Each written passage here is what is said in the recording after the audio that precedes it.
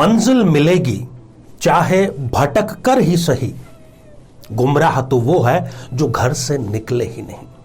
साथियों, सदियों से व्यक्ति अपने घर से निकलता चला आया है, कई बार भोजन की तलाश में, और उसके बाद में जब सभ्यता थोड़ी आगे बढ़ी तो रोजगार की तलाश में, और जब 21वीं सदी जैसे आज के युग में हम जी रहे हैं तो अपनी प्रतिभा को निखारने के लिए, अपनी प्रतिभा को एक्सीलेंस की तरफ ले जाने के लिए, ज्यादा एक्सपोजर प्राप्त करने के लिए व्यक्ति हमेशा दूरस्थ देशों की यात्रा करना चाहता है। और एक टर्मिनोलॉजी है NRI, जी हां, नॉन रेसिडेंशियल इंडियन, और ये तमगा कई लोगों का ख्वाब है कि काश कनाडा की नागरिकता मिल जाए, ऑस्ट्रेलिया, न्यूजीलैंड, यूरोप के किसी अच्छे देश, विकसित देश की नागरिकता उसको मिल जाए, सिटीजनशिप, परमानेंट रेजिडेंशिप। तो जन्म पत्रिका में इस प्रकार के योग कब कब बनते हैं? देखिए, या तो व्यक्ति विदेश घूमने के लिए जाता है, घूम करके वापस आ जाता है, या दूसरी तरह की जो विदेश यात्राएं होती है वो होती है कुछ समय के लिए कार्य करने जाता है किसी इंटर्नशिप में या किसी प्रोजेक्ट के चलते, जो कि कुछ महीनों से लेकर के हम 2 साल तक पकड़ करके चलते हैं। और तीसरी प्रकार की है कि वहां पर जाकर के वो स्थायी रूप से बसने का कार्य करता है। तो आज इस एपिसोड में हम जानेंगे कि कब कब इस प्रकार के योग बनते हैं कि व्यक्ति परमानेंट जाकर के बस जाए दूरस्थ देश में और वहां पर उसको एक अच्छी, प्रतिष्ठित, सम्मानजनक जो जिंदगी है वो भी प्राप्त हो। तो मेरे बहुत ही प्रिय और बेहद सम्मानित साथियों, हृदय की असीम गहराइयों से अभिनंदन, बहुत बहुत हार्दिक स्वागत। कई बार क्या होता है कि हम जब भी विदेश यात्रा के बारे में कुंडली का एनालिसिस करने का प्रयास करते हैं तो हम केवल 12th हाउस को देख लेते हैं और उसी के आधार पर प्रिडिक्शन कर देते हैं, जो कि पूरी तरीके से ठीक नहीं है। ठीक तो है परंतु पूरी तरीके से ठीक नहीं है। कई सारे ऐसे फैक्टर होते हैं, कई सारी ऐसी स्थितियां, समीकरण होते हैं जिनको देखना बहुत ज़रूरी है। विदेश यात्रा चाहे फिर वो किसी भी पर्पस से की जाए, उसके लिए उसको नहीं तो सर्वांगीण दृष्टिकोण हमारा नहीं बन पाएगा। तो आइए साथियों, एक जन्म पत्रिका के माध्यम से हम इसको थोड़ा आसानी से समझने का प्रयास करते हैं, और आपके दिल में भी यदि ये बात है कि आपको विदेश यात्रा करनी है, बसना है, तो आप अपनी जन्म पत्रिका हाथ में उठाइए और इस प्रकार से उसको मिलाते जाइए कि क्या योग है, क्या समीकरण बैठ रहा है या नहीं बैठ रहा है, तो कब बैठ रहा है। चलिए साथियों, शुरुआत करते हैं तृतीय भाव से।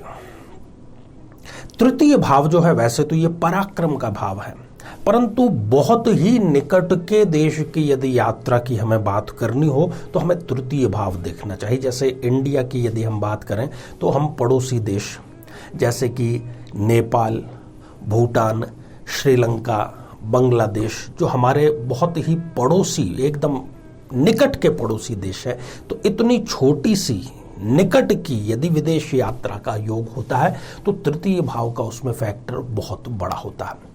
अब इससे थोड़ा सा और आगे बढ़ते हैं, सप्तम भाव पर आ जाते हैं। वैसे तो सप्तम भाव वैवाहिक जीवन का भाव है, परंतु इस निकट से थोड़ा और दूर चलते हैं। थोड़ा दूर, मान लीजिए हम रशिया की यात्रा कर रहे हैं, चाइना की यात्रा कर रहे हैं, या मॉरिशस की यात्रा कर रहे हैं, या वहाँ पर किसी प्रकार से रोजगार के लिए जा रहे हैं, या थोड़ा सा और आगे हम बढ़ सकते हैं। तो ये धीरे धीरे जो दूरी है वो इन भावों से बढ़ती चली जाती है। इससे और थोड़ा सा यदि हम आगे बढ़े तो हमें नवम भाव देखना होगा, और सर्वाधिक जो महत्वपूर्ण है वो 12th हाउस है। 12th हाउस ही ये निर्धारित करता है अधिकांश मामलों में कि बहुत दूर के देश में जाकर के स्थायी निवास होगा या नहीं। America, Canada, US, Australia, New Zealand, इन सब की बातचीत कर रहे हैं। दूसरा, ग्रहों का भी अपना फैक्टर होता है। जो चर ग्रह हैं, चर ग्रह किन्हें कहा गया है, वो बहुत तेजी के साथ में जो भ्रमण करते हैं, जैसे कि चंद्रमा, बुध या फिर शुक्र, इनकी स्थितियां और इनका जो समय समय पर गोचर होता है उसका भी बहुत महत्वपूर्ण रोल यहां पर देखा जाता है। अब अब सबसे पहली बात करते हैं कि कुछ समय के लिए, कुछ समय को मैं यहां पर निर्धारित कर रहा हूं 2 वर्ष। यदि 2 वर्ष या उससे कम समय के लिए विदेश जाने का योग है तो वो हम कैसे देख सकते हैं? वो ऐसे देख सकते हैं कि हमें 12th हाउस में यदि हम देखें कि कोई पाप या क्रूर ग्रह यदि विद्यमान है, जैसे कि राहु, केतु, शनि, मंगल या सूर्य यदि 12th हाउस में विराजमान है, तो ऐसा व्यक्ति विदेश तो चला जाएगा परंतु वो लंबे समय तक वहां रह नहीं पाएगा। उसके जहन में यही प्रश्न आएंगे कि मैं यहां रहूं या वापस इंडिया आ जाऊं, इस तरह की उसको समस्याएं होगी। परंतु यदि इस जन्म पत्रिका में, या जो हम उदाहरण के रूप में ले रहे हैं, 12th हाउस में शनि, मंगल या सूर्य ये यदि विद्यमान है, क्योंकि इसमें से शनि पाप ग्रह है, मंगल और सूर्य क्रूर ग्रह है, यदि इन तीनों में से कोई चतुर्थेश होकर के 12th हाउस में विराजमान है, तब वो वहां पर परमानेंट रेजिडेंशिप प्राप्त कर लेता है। देखिए, जो चतुर्थ भाव है जन्म पत्रिका का, वो नेटिव लैंड का लॉर्ड है। हमारी जो जन्मभूमि है उससे संबंधित, नेटिव प्लेस से संबंधित प्रश्न को हम चतुर्थ भाव से देखते हैं। तो चतुर्थेश यदि 12th हाउस में जाकर के विराजमान होता है तो उस चतुर्थेश की दशा अंतरदशा में व्यक्ति विदेश में जाकर बसता भी है और वहां पर सफलता भी वो अर्जित करता है। अब साथियों, कुछ और उदाहरण देखते हैं। यदि कर्क लग्न की जन्म पत्रिका है, देखिए कर्क लग्न चंद्रमा का लग्न है, अभी हमने चर ग्रहों की बात की, तो कर्क लग्न का जो व्यक्ति है यदि उसकी राशि वृषभ हो या मिथुन हो या कन्या हो या फिर तुला हो, ठीक है, तो ये लग्नेश की या इन ग्रहों की दशा अंतरदशा में जो राशि का उसके ईश्वर है, विदेश की यात्रा भी करता है और वहां पर उसको बहुत अच्छा अवसर भी मिलता है, वहां वो परमानेंट रेजिडेंशिप भी प्राप्त करता है। अब यदि मिथुन या कन्या लग्न है, दोनों लग्नों पे, क्योंकि इनके जो लग्नेश है वो बुध बनते हैं, तो मिथुन और कन्या लग्न में यदि किसी की वृषभ राशि हो जाए, कर्क राशि हो जाए या तुला राशि हो जाए, कहने का अर्थ यह है कि आपका लग्नेश भी चर है और आपकी राशि भी चर है, तो बहुत अच्छी और प्रबल संभावना होती है कि व्यक्ति परमानेंट रेजिडेंशिप प्राप्त करे अपने राशि ईश की महादशा अंतरदशा में या लग्नेश की दशा अंतरदशा में।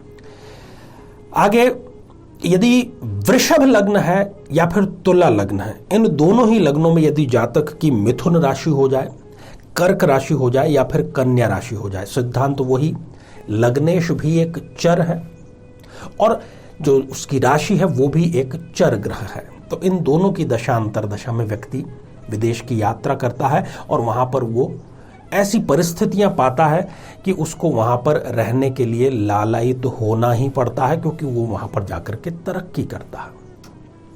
अब बात करते हैं व्यवधानों की, उपायों की। कई तरह के डॉक्यूमेंट्स होते हैं, कई तरह की फॉर्मेलिटीज होती है, जीवन की कई परिस्थितियां होती है कि व्यक्ति कई बार चाहते हुए भी विदेश नहीं जा पाता। जब भी मैं गुजरात का भ्रमण करता हूं या पंजाब का भ्रमण करता हूं, वहां पर हर दूसरे व्यक्ति का यह प्रश्न अवश्य होता है कि आचार्य जी, मैं विदेश में कब जाऊंगा, कब मुझे सफलता मिलेगी।